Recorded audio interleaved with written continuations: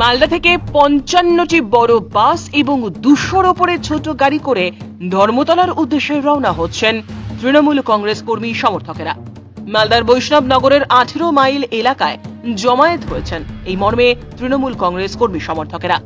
জেলা তৃণমূল কংগ্রেস সভাপতি আব্দুর রহিম বকশির দাবি, প্রায় ১৫,০০০ তৃণমূল কংগ্রেস কর্মী ২১শে জুলাইয়ের সমাবেশে অংশ নেবেন মালদা থেকেই।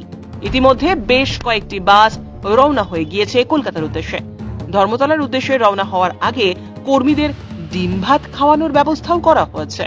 এ বিষয়ে মালদা তৃণমূল কংগ্রেস জেলা সভাপতি আব্দুর রহিম বকশি আমাদের কি জানালেন শোনাবো আপনাদের। কি করলেন? তৃণমূল কংগ্রেস মালদা জেলা কমিটি প্রতিবার নেয় এবারও ২১শে জুলাইতে শহীদ অর্পণ হচ্ছে। সেই শহীদ অর্পণে মমতা ব্যানার্জির ডাকে সাড়া দিয়ে ধর্মতলার প্রকাশ্য সমাবেশে এবারও আমরা ১০ থেকে ১২,০০০ মানুষ, ১২ থেকে ১৫,০০০ মানুষ নিয়ে যাওয়ার চেষ্টা করেছি। আমাদের এই স্ট্যান্ড থেকে প্রতিবার নেয় এবারও প্রায় ৫৫টা বড় বাস আর প্রায় ২০০-র উপরে ছোট গাড়ি একসাথে যাচ্ছে।